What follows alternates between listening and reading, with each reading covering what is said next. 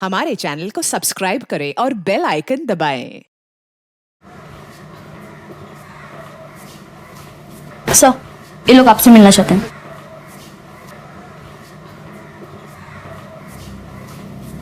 जी कहिए। सर हमारे साथ रेप हुआ है। व्हाट?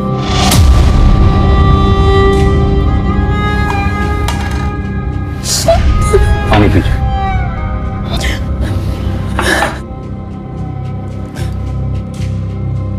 अब आराम से हिम्मत रखिए, बताइए क्या क्या हुआ।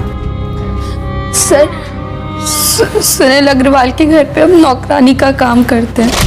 रोज की तरह आज भी साफ सफाई कर रहे थे और फिर ओए मानसी, तू तो भूख प्यास नहीं लगती? सुबह 8 बजे से काम करिए तू, अब देख 12 बज गए। एक काम कर, ये नींबू पानी पी ले। नहीं साहब, ये आपके लिए है। अगर तू हेल्दी रहेगी तभी तो हमारा घर चमकता रहेगा ना। ले ले ले।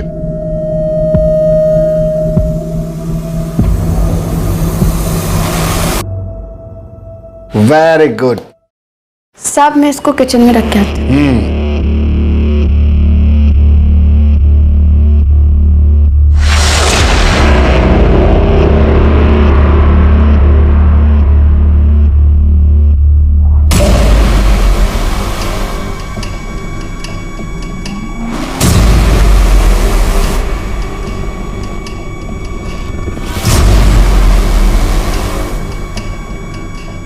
और फिर जब हमें होश आया तब हमारे शरीर पर कपड़ा नहीं था।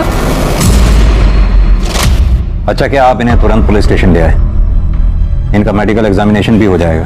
शर्मा मैडम, इन्हें हॉस्पिटल ले जाके इनका मेडिकल एग्जामिनेशन करवाइए। जी सर। पांडे सर, इनकी FIR लिख लो। और ये सुनील अग्रवाल, इसे जरा थाने बुलाओ।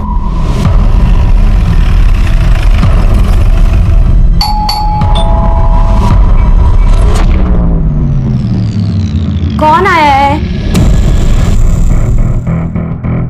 सर जी, मानसी झूठ बोल रही है। आप ही सोचिए, मैं भला अपनी मेड का रेप करूंगा, वो भी इस उम्र में। Sir ji, I am 62 year old. मुझे ये बताने में जरा भी शर्म नहीं कि मुझ में अब वो पावर नहीं बचा।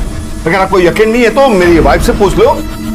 सर ये एकदम सच बोल रहे हैं। देखिए, कौन सच बोल रहा है कौन झूठ, ये मेडिकल एग्जामिनेशन के बाद पता चलेगा। अरे अग्रवाल जी, आपको हमारे साथ चलना होगा। अरे अरे, ये क्या जबरदस्ती है?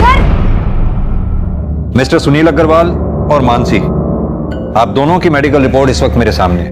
मानसी की मेडिकल रिपोर्ट में साफ साफ लिखा है कि मानसी पहले से ही सेक्सुअली एक्टिव है। डॉक्टर्स का मानना है कि मानसी के प्राइवेट पार्ट्स में किसी भी तरह के सीमेन के कोई ट्रेसेस नहीं मिले। जहां तक मिस्टर सुनील अग्रवाल का सवाल है, उनकी मेडिकल रिपोर्ट के मुताबिक डॉक्टर्स का मानना है कि वो पेनिट्रेटिव सेक्स करने की क्षमता खो चुके हैं, यानी कि मेडिकली वो किसी का रेप नहीं कर सकते। सर, मैंने तो पहले ही कहा था कि आजकल की मेड ऐसी होती है। मोटी पार्टी देखी नहीं कि पैसे अट्ठे के चक्कर में रेप तक के झूठे इल्जाम लगा देती है। क्या मतलब है आपका? मेरी बहन झूठ बोलेगी? हाँ, मेरे पति कभी किसी का रेप नहीं कर सकते। और ये इसे तो वो बेटी की तरह मानते हैं। झूठ बोल रहे हैं ये दोनों मिलके। सर, एक लड़की के लिए उसकी इज्जत से बढ़कर कुछ नहीं होता है। तुम्हारी मेडिकल रिपोर्ट में साफ साफ लिखा है कि तुम्हारा रेप हुआ ही नहीं है, बल्कि तुमने पैसे हटने के चक्कर में अपने मालिक मिस्टर सुनील अग्रवाल पर झूठा आरोप लगाया। नहीं सर, ये गलत है। ये झूठ बोल रहा है आदमी। क्या झूठ है क्या सच है अभी पता चल जाएगा। यादव सर। जरा लेकर आओ उसे। Okay sir.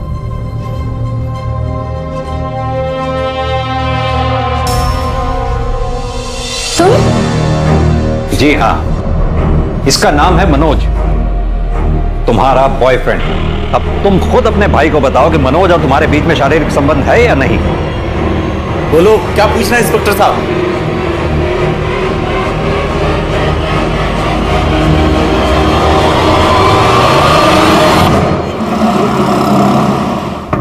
मानसी, दरवाजा खोलो। मानसी, मानसी, मानसी। भैया, ये सच है, हमारा मनोज के साथ रिश्ता है। पर ये भी सच है कि हमारा बलात्कार हुआ था, लेकिन आपने, पुलिस ने हमारी बात नहीं मानी। हम कोई गुनहगार बता दिया। अब हम नहीं जीना चाहते। आपकी बहन मानसी।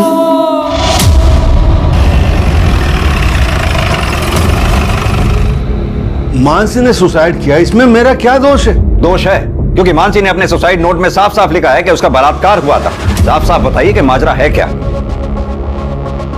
माजरा कुछ भी तो नहीं सर। माजरा क्या हो सकता है मतलब? सर ले आओ। सर ये बेड के नीचे 2 बॉक्स मिला है और देखिए इन बॉक्सेस में क्या मिला है। तो माजरा ये है, इससे आपने मानसी का रेप किया था। जवाब दीजिए। सर मेरे पति ऐसा किसी के साथ कर नहीं सकते सर। आप प्लीज चुप रहिए। इतना सब कुछ मिलने के बावजूद भी आप अपने पति की तरफदारी कर रही हैं। मेरे पति ऐसा कभी किसी के साथ कर ही नहीं सकते। आप शांत रहिए। हाँ, सारा कसूर मेरा ही है। मैं ही दोषी हूँ। मानसी ने मेरे कारण सुसाइड किया। मेरी शांति मार।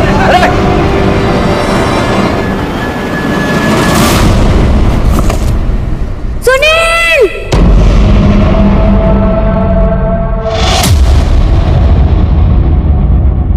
नमस्कार, आदाब। क्राइम पेट्रोल सतर्क के ब्लैक हेडलाइंस अध्याय के आज के एपिसोड में आप सबका स्वागत है। जिन लोगों से हमारा व्यवहार होता है उन पर भरोसा करना लाजमी है, लेकिन भरोसा एक ऐसी चीज है जो बहुत सोच समझ कर करना चाहिए। मानसी ने सुनील पर भरोसा किया और उसका दिया हुआ शरबत पी लिया। नतीजा ये हुआ कि वो सुनील द्वारा अननेचुरल यानी कि अप्राकृतिक तरीके से किए गए रेप का शिकार बन गई। पुलिस को सुनील के घर पर वो 2 बैग मिलने पर सुसाइड करना इस बात को साबित करता था। ये एक अजीब केस था जहां पर पीड़ित और प्रताड़ित दोनों ने ही आत्महत्या कर ली थी। पुलिस के केस क्लोज करने के बाद भी ये मामला तकरीबन 1 महीने तक मीडिया में चर्चा और वाद विवाद का विषय बना रहा। शहर के समाज सुधारकों के एक खेमे ने सुनील अग्रवाल और मानसी गोस्वामी की आत्महत्या के लिए पुलिस को दोषी ठहराया, जिसे पुलिस महकमे ने बेबुनियाद बता दिया। इतने हो हल्ले और हंगामे के बाद ये केस यहां बंद हो चुका था, लेकिन क्या वाकई में ये इस केस का अंत था या फिर ये एक बड़े केस का एक छोटा सा हिस्सा था?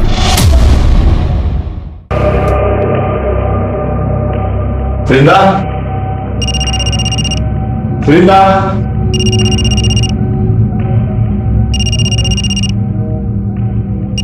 वृंदा, अरे कहां चली गई? साहब मैसेज चेक करो।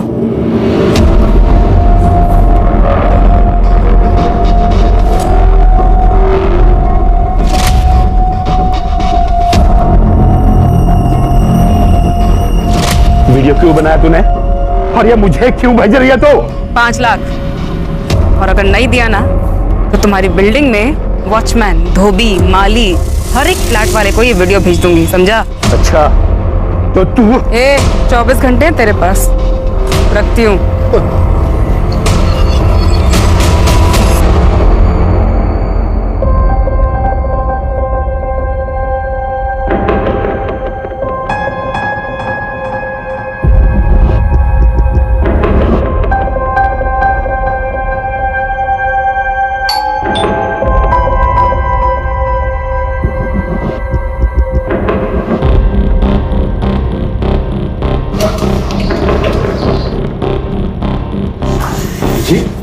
नमस्ते। नमस्ते।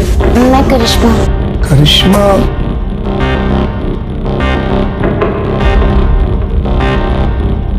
ओ हाँ, करिश्मा आ जाओ, आ जाओ, आओ अंदर आओ। अरे खुशी, वो डोमेस्टिक हेल्प आ गई है करिश्मा। हाँ आई। बैठो बैठो।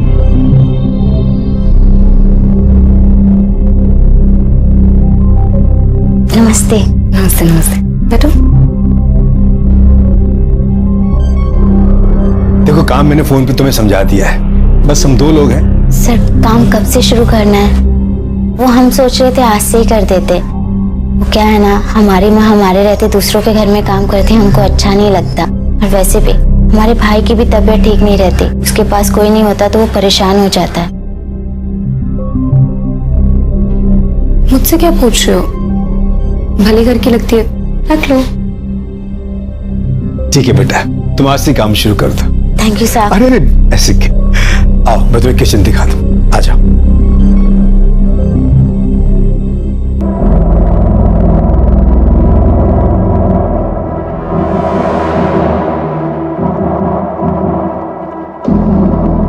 क्या बात है साहब, जल्दी इंतजाम कर लिए पैसे का। लो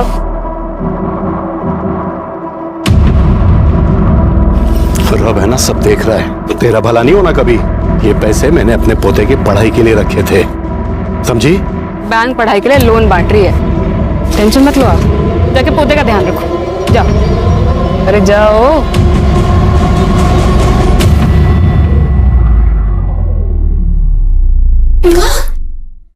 अरे अरे क्या बात है? हाँ? ये देखो मैं आप लोग के लिए क्या लेके आई हूँ। क्या लाई? समोसा और जलेबी। ए, पैसा कहाँ से मिला रे? अरे जिनके काम करती हूँ उन्होंने दिए। बोलो समोसा जलेबी खाएगा।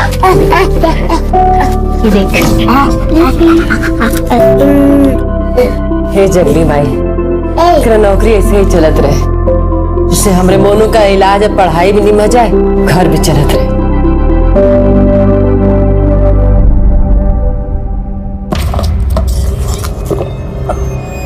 बस कितने? बाकी के पैसे का इतने ही मिले। मामा से होशियारी है, बाकी के पैसे दे लो।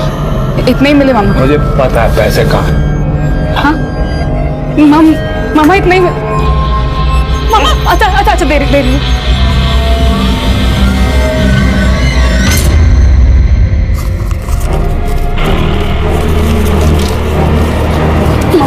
थोड़े इसके मुझे भी दे दे। ताकि तू भाग जाए। हैं? अरे तेरे माँ बाप ने जब तेरे को घर से बाहर निकाला ना, तो इस मामा ने आसरा दिया तेरे को। चल दबा जा।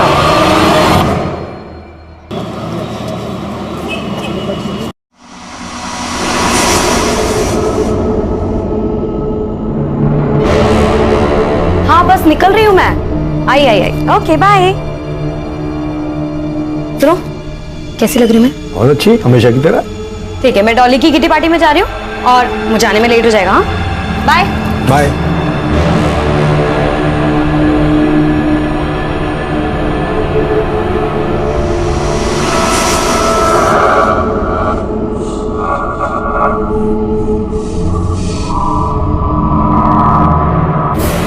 अरे करिश्मा बेटा, ये जूस पी लो।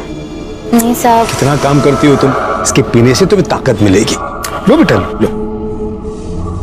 अरे लो, पियो। शाबाश।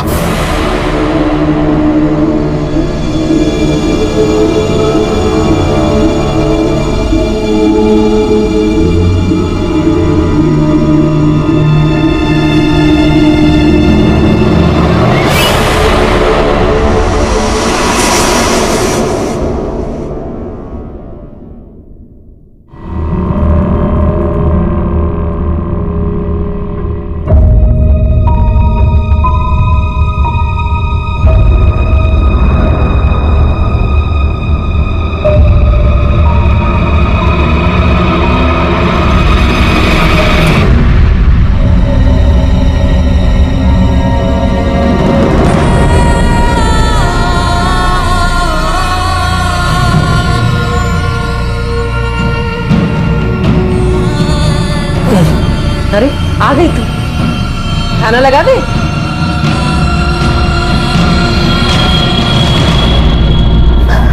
करिश्मा, क्या हुआ बेटा? तबीयत ठीक नहीं है का? चाय पिएगी? चाय बना दे। हाँ? हमारा कुछ भी खाने पीने का मन नहीं, हम कल से नौकरी में नहीं जाएंगे। उन लोगों ने डांट दिया का? देख बेटा, अब जो लोग इतना सामान पैसा सब दे रहे हैं, अगर कभी कोई चार बात बोल दे ना, दिल पे मत लगा। देख, तू नौकरी छोड़ देगी तो फिर मोनू का क्या होगा? कि जल्दी इतना अच्छा काम नहीं मिलता है बेटा। ये हमारी बात मानना, जो भी वो लोग कहें सब अनसुना कर दे, फिर सब ठीक हो जाएगा। तो काम पे नहीं जाएगी तो और कैसे चलेगा रे?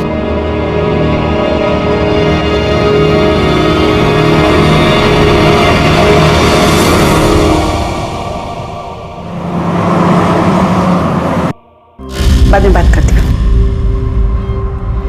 बिल्कुल सही समय पे आई हो।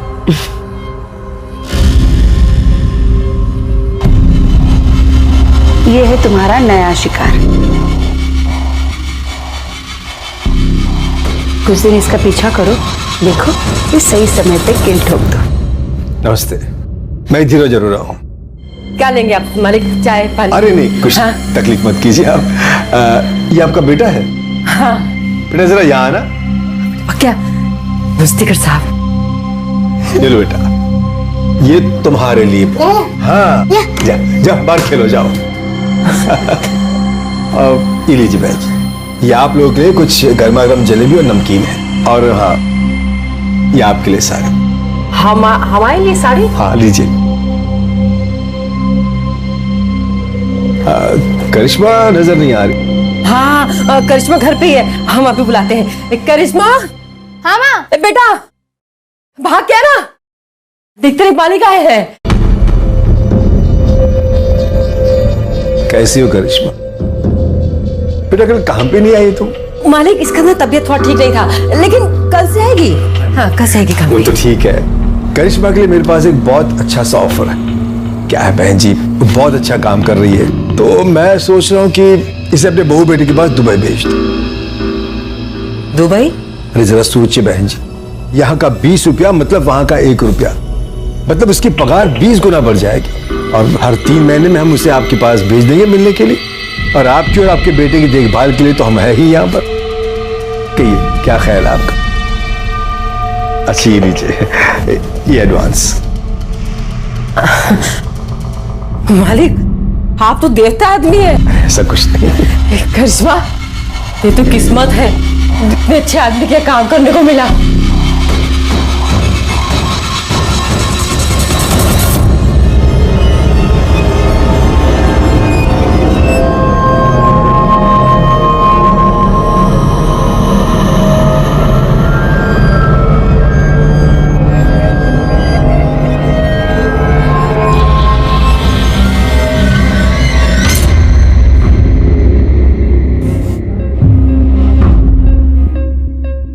खुशी अग्रवाल जो दूसरी शादी के बाद अब खुशी अरोड़ा बन चुकी थी, उसका यह पति भी दरिंदा था। यह सिर्फ एक कोइंसिडेंस था या फिर इसके पीछे भी कोई और रहस्य था? ऐसे में करिश्मा के शोषण का सिलसिला कब खत्म हुआ? खुशी और वैशाली को करिश्मा के साथ हो रहे अत्याचार का पता चला भी या फिर नहीं?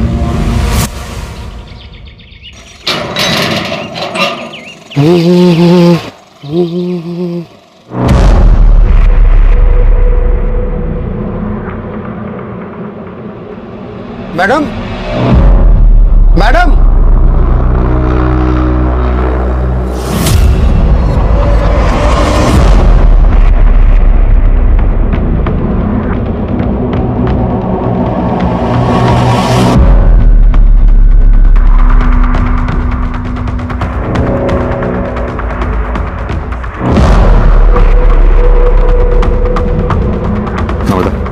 चेक करो, देखो आप। सर ये देखिए, यहाँ काफी स्वेलिंग है, हो सकता है जोर से वार किया हो सकता है मौत इंटरनल इंजरी की वजह से हुई हो। और देखो अच्छी तरह से। सर टेरेस और बिल्डिंग के आसपास अच्छी तरह से छानबीन करवाओ, देखो कुछ मिलता है क्या। अगर कातिल ने कत्ल यहाँ किया है तो हो सकता है मर्डर वेपन यहीं कहीं उछाल के फेंका हो। सर। आप लोगों में सबसे पहले किसने देखा भाई? सर मैंने। आपने बॉडी के आसपास कुछ देखा? नहीं सर, कुछ नहीं। आप लोगों में से कोई इसे पहचानता है क्या? नमस्ते सर, मैं सोसाइटी का सेक्रेटरी हूँ। मैंने इन सब से बात कर लिया, मगर हम में से किसी ने इस लड़की को इस सोसाइटी में कभी नहीं देखा। एक बात बताइए, आपके सोसाइटी में सीसीटीवी काम कर रहे हैं? हाँ जी सर। हमें पिछले 2-3 दिन के सीसीटीवी फुटेज चाहिए होगी। मिल जाएंगे सर।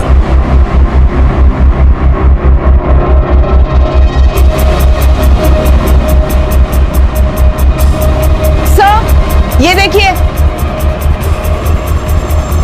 सर पाव के पास ये हेयर स्टाइल मिला है और ये हेयर कलर विक्टिम के हेयर कलर से काफी अलग है। सर मैंने पूरी बॉडी चेक की, लेकिन कहीं कोई निशान नहीं है और बॉडी के आसपास खून के धब्बे भी नहीं है। बाल का डीएनए विक्टिम के डीएनए से मैच करवाओ और बॉडी एक बार फिर से चेक करो, देखो कहीं कोई निशान तो नहीं। सर संदीप, बॉडी का पंचनामा करवा के पोस्टमार्टम के लिए भिजवाओ और उससे पहले इसकी फोटोग्राफ्स लेके सोसाइटी में दिखाओ, देखो कोई पहचानता है क्या। अगर यहाँ कोई ना पहचाने तो आसपास की सोसाइटीज में दिखाओ, वहां भी अगर कोई ना पहचाने तो सोशल मीडिया पे डालो उसकी फोटोग्राफ और इस एरिया के रहने वाले लोगों में विक्टिम का फोटोग्राफ सर्कुलेट करो। हमारे लिए इसके बारे में जानना बहुत जरूरी है, तभी हम कातिल तक पहुंच सकते। सर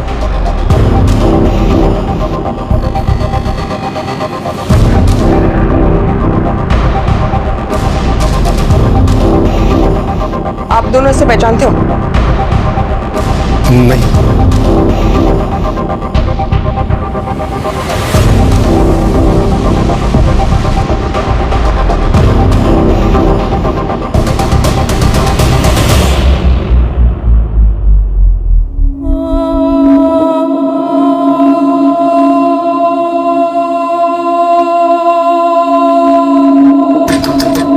इसमें दरवाजा खोल बेटा।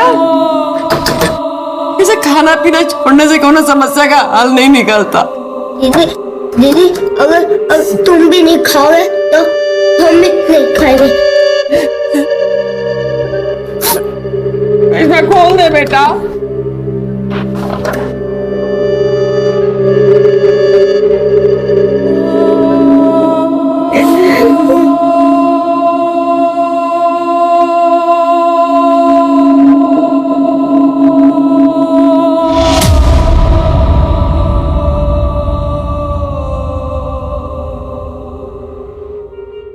सर उस अनआइडेंटिफाइड बॉडी की पोस्टमार्टम रिपोर्ट। विक्टिम की मौत 13 तारीख को दोपहर 2:30 बजे से 4:30 बजे के बीच में हुई है, लेकिन इसकी इंफॉर्मेशन तो हमें अगले दिन 14 तारीख को सुबह 8 बजे मिली। कुछ समझ में नहीं आ रहा, भरी दोपहर में टेरेस पे मर्डर। सर ये बिलीवेबल नहीं लग रहा। मैंने सीसीटीवी फुटेज भी चेक किया लेकिन कुछ सस्पिशियस नहीं मिला। विक्टिम की मौत सिर पर कोई भारी चीज लगने की वजह से हुई है। संदीप, इतना तो तय है ये एक्सीडेंट का मामला नहीं है। सर मैंने टेरेस, कैंपस, आसपास के बिल्डिंग्स में भी चेक किया लेकिन कुछ ऐसा नहीं मिला जिससे हम मर्डर वेपन कह सकते। विक्टिम प्रेग्नेंट थी, तकरीबन 5 महीने। सर बॉडी देखकर तो ऐसे नहीं लग रहा था। सर विक्टिम की बॉडी पे जो हेयर स्ट्रेंड मिला था उसका डीएनए विक्टिम से मैच नहीं करता है सर। ये देखिए। यादव जी, एक काम कीजिए, सोसाइटी में उस दिन 2 बजे से लेकर 5 बजे के बीच में जिन जिन लोगों की भी मूवमेंट हुई है सीसीटीवी कैमरा में उन सबको आइडेंटिफाई करो। पता लगाओ क्या उनमें से कोई भी विक्टिम के साथ कनेक्टेड था। Okay sir. सर उस बिल्डिंग में जितने भी लोग एक्सक्यूज मी सर, मैं कम। जी आइए। सर मेरा नाम आलोक, मैं आपसे एक जरूरी बात शेयर करना चाह रहा हूं। प्लीज बैठिए पहले आप। जी थैंक यू सर। बताइए क्या जरूरी बात शेयर करनी है आप। ये जो लड़की है, मैं इस लड़की को जानता हूं सर। इस लड़की का नाम विरिंदा चौहान, और सर ये मेरे वहां मेड का काम करती थी। सर वो मुझसे 5 लाख रुपए ब्लैकमेल के तौर पर बैठे थे। आलोक जी, कहीं ऐसा तो नहीं कि विक्टिम के पेट में आप ही का बच्चा था? मैं तो उस लड़की से 1 महीने पहले ही मिला था। आप इस वृंदा चौहान के कांटेक्ट में आए कैसे? मेरे घर के लिए एक मेड की जरूरत थी तो मैंने मेड एजेंसी वालों को फोन किया। सहेली नाम की एक मेड एजेंसी थी, उन्होंने मेरा नंबर ये विरिंदा चौहान को दिया था। आप अपना कांटेक्ट नंबर? जी। वृंदा चौहान का कांटेक्ट नंबर, और वो जो एजेंसी का नाम बताया आपने, इसका कांटेक्ट नंबर नम्रता को लिखवा दीजिए। नम्रता जी सर। नंबर ले लो सर, आप जा सकते हैं। सर ये आलोक खुद होके आया तो है लेकिन इसकी हर बात पे हम विश्वास नहीं कर सकते। क्या तो तुम सही रहे हो संदीप। ये वृंदा चौहान के कॉल रिकॉर्ड्स और उसके लोकेशन रिकॉर्ड्स निकलवाओ, और जिस एजेंसी के बारे में ये लोग बता रहे थे सहेली, वहां जाकर वृंदा चौहान के बारे में पता करो। सर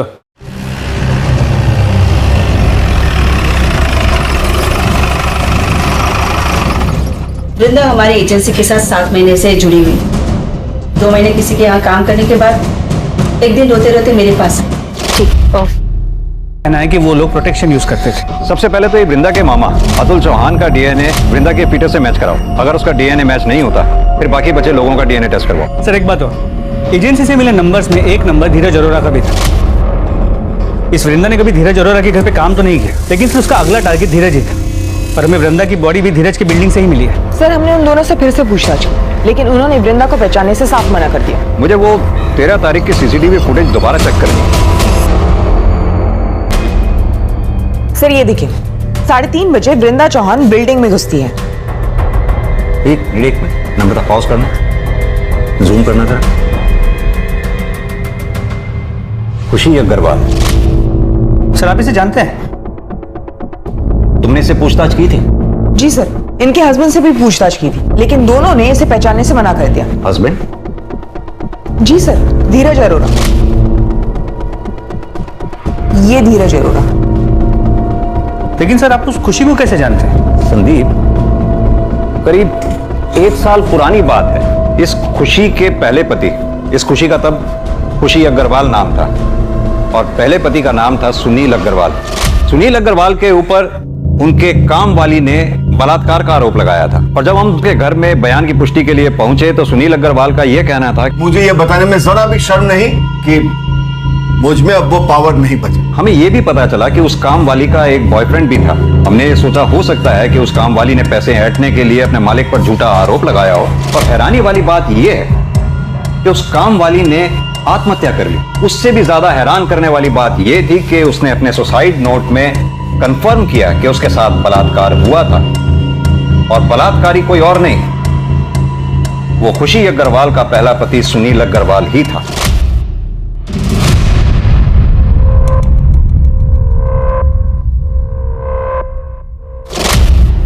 उन दोनों को थाने लेके आओ। खुशी जी, हम कुछ समय पहले भी मिल चुके हैं।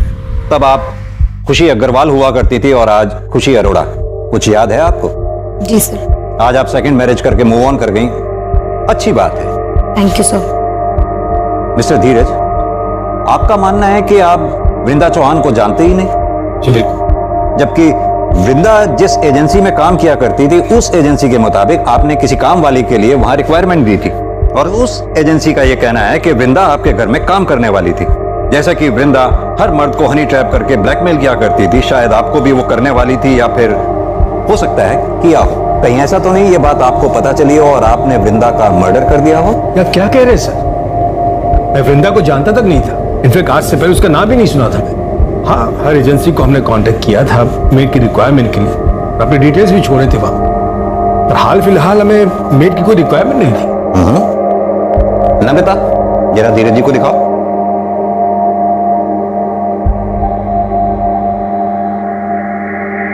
मिस्टर धीरज, कल आप अपने ऑफिस से 4 बजे घर लौट कर आए और फिर आधे घंटे बाद अपने घर से चले गए, जबकि हमने पता किया है कि आप अपने ऑफिस से रोजाना 7 बजे के बाद निकलते हैं। सर वो मैं अपने कुछ फाइल्स भूल गया था, इंपॉर्टेंट थे, इसलिए पर्सनली लेने आ गया था घर। और खुशी जी, आप कल अपने घर से 3:45 पे निकली और ठीक 10 मिनट बाद 3:55 पर घर लौट कर आ गई। सर ऐसी कोई बात नहीं है, मैं बस पैसे विड्रॉ करने गई थी वहां से। और आप स्टेटमेंट चेक कर लीजिए बैंक का, सीसीटीवी फुटेज होगा, आप वो चेक कर लीजिए। खुशी जी, ये एक अजीब सा इत्तेफाक नहीं है? 1 साल पहले भी जब हम मिले थे तब भी जुर्म आपके इर्द गिर्द ही हुआ करते थे और आज भी ठीक वही सिचुएशन है। सर इसे मेरी बुरी किस्मत समझ लीजिए या फिर कोइंसिडेंस। ठीक है, फिलहाल आप दोनों जा सकते हैं। Thank you.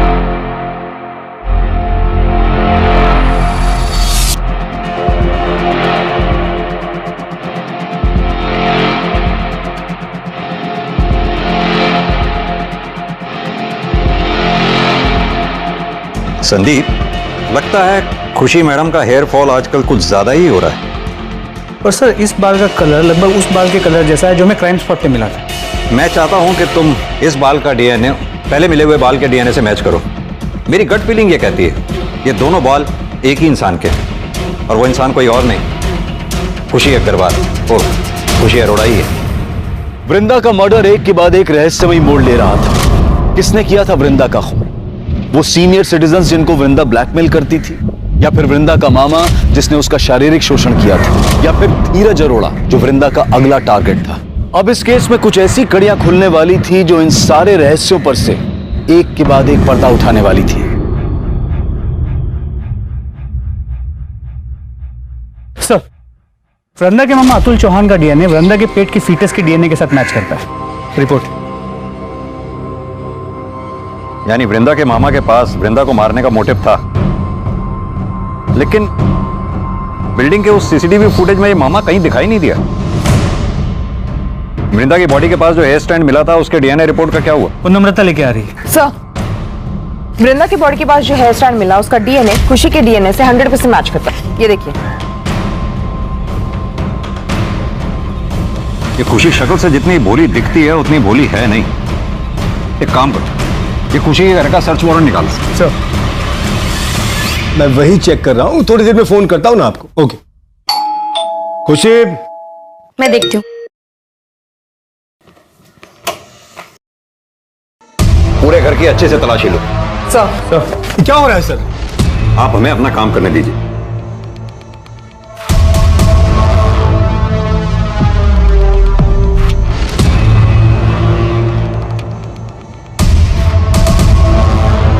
सर ये देखिए,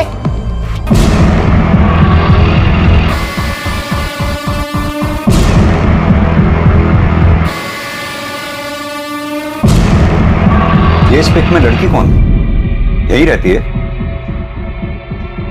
सर हमने इसे अडॉप्ट किया है, पहले यही रहती थी, अब मेरे बेटे के साथ दुबई में रह रही है। नाम क्या है इस लड़की का? करिश्मा।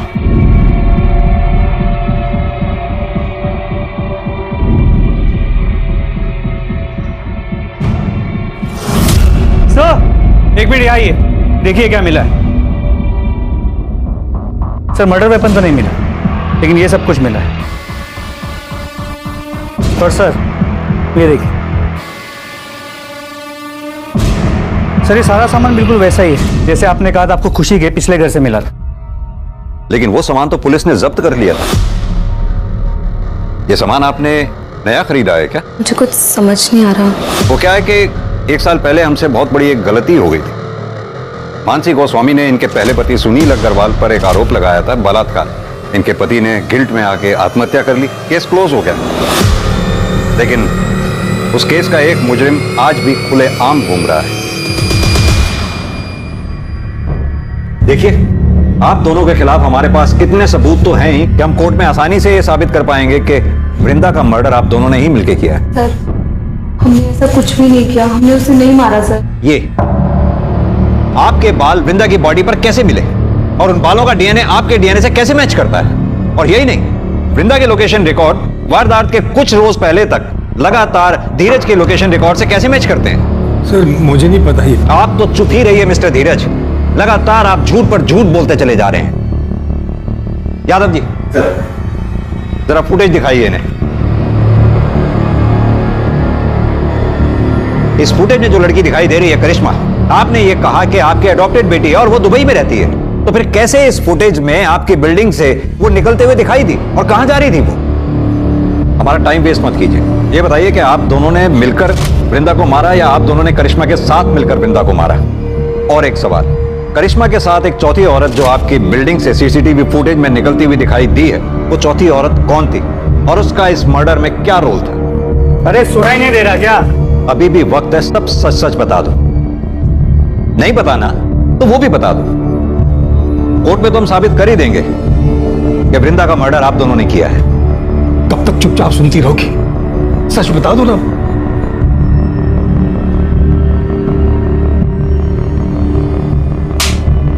तुम्हारे पास फालतू का टाइम होगा, हमारे पास नहीं। बोलो। सर हमने वृंदा को नहीं मारा, उल्टा वो हमें फॉलो कर रही थी, वो हमें ब्लैकमेल कर रही थी सर, और वो धीरज को फॉलो करते करते मुझ तक पहुंची। उसने हम दोनों को साथ देखा और उसे पता चल गया था कि हम दोनों पति पत्नी हैं। जब धीरज नहीं थे, उनकी एब्सेंस में वो घर भी आई थी। तुम अपने बचपन के पैर को अंदर नहीं बुलाएगी? तुम यहाँ क्या करने आई हो?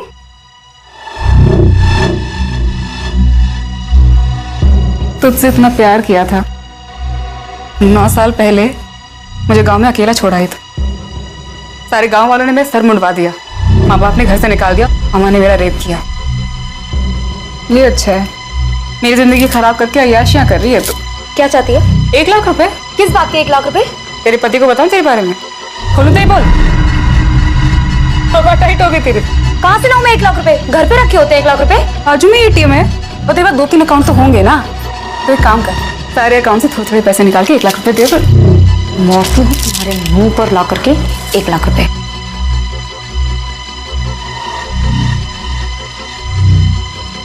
जब मैं वापस आई तो वो मरी हुई थी। वृंदा, वृंदा। फिर मैंने तुरंत धीरज को कॉल किया। क्या बात है, क्यों बुलाया मुझे? जब मैं घर पहुंचा तो मैंने देखा कि वृंदा मरी पड़ी थी। खुशी ने मुझे सारी कहानी बताई तो हम दोनों ने मिलकर उसकी लाश को कमरे में छुपा दिया और मैं ऑफिस चला गया। मुझे पता था सर कि हमारी बिल्डिंग का टेरेस खुला रहता है। रात को हम दोनों ने इसकी लाश को सीढ़ियों के रास्ते से टेरेस पर रख दिया। कहानी अच्छी सुनाई आपने मिस्टर धीरज। चलिए एक बार को मान भी लिया जाए कि आप लोगों ने वृंदा को नहीं मारा। मेरा सवाल अब भी वहीं का वहीं है, वो चौथी औरत जो करिश्मा के साथ सीसीटीवी फुटेज में आपकी बिल्डिंग से बाहर निकलती देखी गई, वो औरत कौन थी और उस औरत का इस मर्डर में क्या रोल था? ये छुपाने में नुकसान है हमारा, सच बता दो। सर मैं बताता, करिश्मा और उसकी मां वैशाली ने ही वृंदा को मारा है। बर्तन चौका करने वाले गरीब लोग हैं साहब, हम क्या किसी को मारेंगे? यही बरदवा होंगी, यही दोनों हत्यारे हैं। तो ये लोग का बस चलता ना तो हमारी करिश्मा को भी मार देते ये लोग। देखिए आप जो भी कहना चाहती हैं साफ साफ कहें। सर, इन लोगों ने हमें कोई अडॉप्ट नहीं किया था, हम इनके यहाँ नौकरानी का काम करते थे। उन्होंने माँ से झूठ बोला कि अपने बेटे के पास दुबई भेज रहे हैं, लेकिन हमें अपने घर में कैद रखा।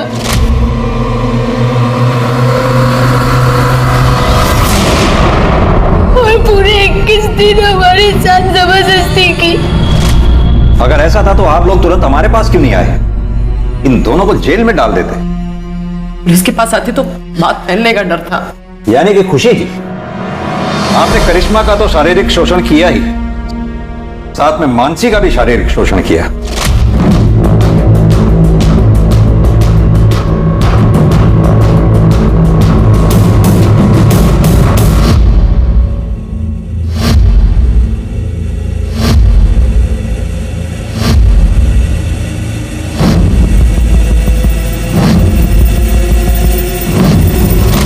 इतना ही नहीं, इस कुकर्म में आपके दोनों पति बराबर के भागीदार थे। पहला पति सुनील अग्रवाल, वो आपको एक कुकृत्य करते हुए देखता था, और आपका दूसरा पति मिस्टर धीरज अरोड़ा इस कुकर्म में आपके बराबर के भागीदार थे।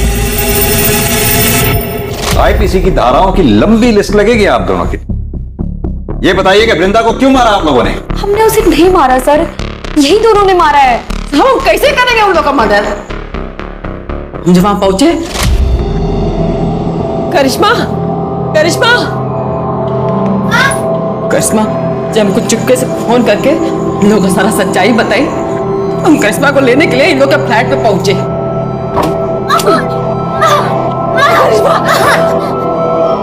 औरत पहले से मर चुकी थी। झूठ बोल रही है ये दोनों। मैं मानती हूँ सर कि मैंने बचपन में उसे सताया होगा, लेकिन अब ऐसा नहीं था। मैं प्रायश्चित करना चाहती थी, इसीलिए ना मैं उसे पैसे देने चाहती थी सर, लेकिन इन दोनों माँ बेटियों ने मिलकर उसे पहले से ही मार दिया था। साहब प्रायश्चित करके ना नौटंकी कर रहे हैं, नौटंकी। सर ये झूठ। ये केस उलझता ही जा रहा था। इस रेप और मोलेस्टेशन केस में ये तीसरी मौत थी। पहले मानसी और सुनील का सुसाइड और अब वृंदा का मर्डर। क्या कातिल इन्हीं लोगों में से था या फिर कोई ऐसा जो अब तक पुलिस की नजर से बचा हुआ था? संदीप, हो ना हो कत्ल इन चारों में से ही किसी एक ने किया है। हो सकता है खुशी ने वृंदा को मारा हो,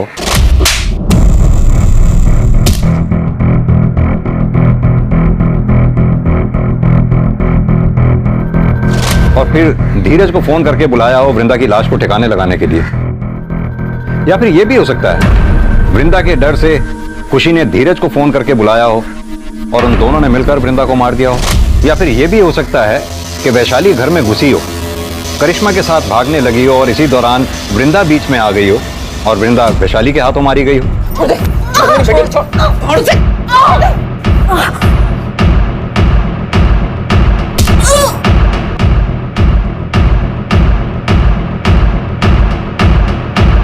कुछ समझ नहीं आ रहा है संदीप। सर, वृंदा मर्डर केस में एक इंटरेस्टिंग चीज सामने आई है। सर, मैंने वारदात के एक दिन आगे पीछे की बिल्डिंग की सीसीटीवी फुटेज निकाली, तो उसमें ये धीरज काला पॉलिथीन लेके जाते हुए दिखाई दे रहा है। देखने से तो उसका टिफिन लग रहा है। सर, मुझे भी ऐसा ही लगा था, इसलिए मैंने उसी वक्त की बिल्डिंग के आगे के रोड की सीसीटीवी फुटेज निकलवाई, तो ये धीरज ये काला पॉलिथीन उस डस्टबिन के पास फेंक रहा था। नम्रता, एक काम करो, अपनी टीम में से किसी को भी इस स्पॉट पे इमीडिएटली भेजो। हो सकता है पॉलिथीन अभी भी वहीं हो। जी सर।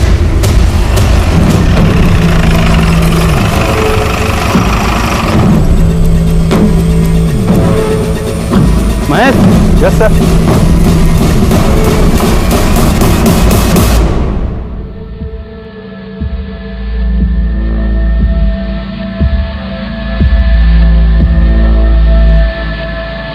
सर ये बैग मैंने फेंका जरूर था, वृंदा को मैंने नहीं मारा सर, ना ही खुशी ने मारा है। फिलहाल तो आप चारों में से जिसने भी वृंदा को मारा है बहुत जल्द पता चल जाएगा, क्योंकि हमारा फिंगरप्रिंट एक्सपर्ट उस गुलदस्ते की जांच पड़ताल में लगे हुए हैं। अभी भी टाइम है, आप में से जिस किसी ने भी वृंदा को मारा है शराफत से कबूल कर ले।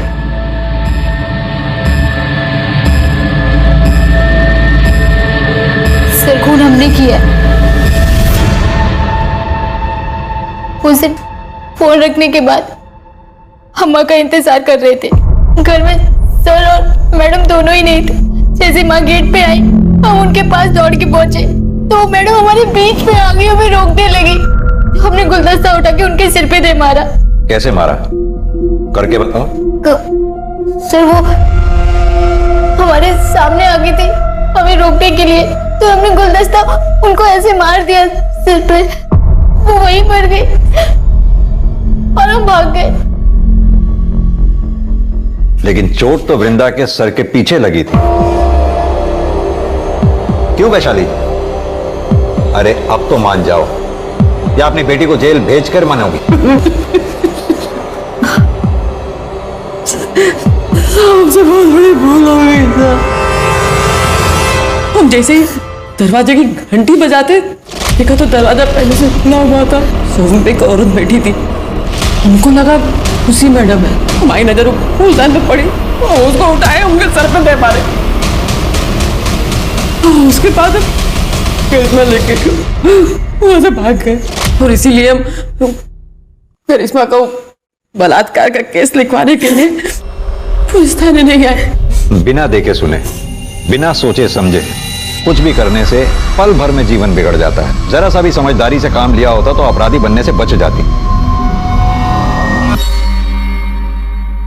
आज की तारीख में हमारे देश में समलैंगिक रिश्ते में होना कोई जुर्म नहीं है। अब तो कानून भी पास हो चुका है जो LGBT कम्युनिटी को मान्यता देता है। लेकिन अगर कोई भी रिश्ता हवस की आड़ में जोर जबरदस्ती से बनाया जाए तो वो जुर्म है। खुशी की दरिंदगी का शिकार ना सिर्फ मानसी, वृंदा और करिश्मा हुई, बल्कि खुशी की हिरासत के बाद और भी कई लड़कियां सामने आई और इस सीरियल रेप और मोलेस्टेशन के लिए खुशी के साथ साथ उसके पार्टनर्स को भी सजा दी गई। ये केस दर्शाता है कि समाज के दरिंदों की कोई शक्ल नहीं होती, कोई जेंडर नहीं होता। लेकिन ऐसे कई केस रोके जा सकते हैं अगर सही समय पर पुलिस को इसकी सूचना दे दी जाए। हमें बस चौकन्ना और सतर्क रहने की जरूरत है। अब मैं अनूप सोनी आपसे विदा लेता हूं, फिर मुलाकात होगी क्राइम पेट्रोल सतर्क के ब्लैक हेडलाइंस अध्याय में एक और नए केस के साथ। और याद रखें, क्राइम और आपके बीच में सिर्फ इतना फर्क है कि आप कितने सतर्क हैं। सतर्क रहें, सुरक्षित रहें। जय Hind. For more updates, subscribe to our channel, click the show links and enjoy watching the videos.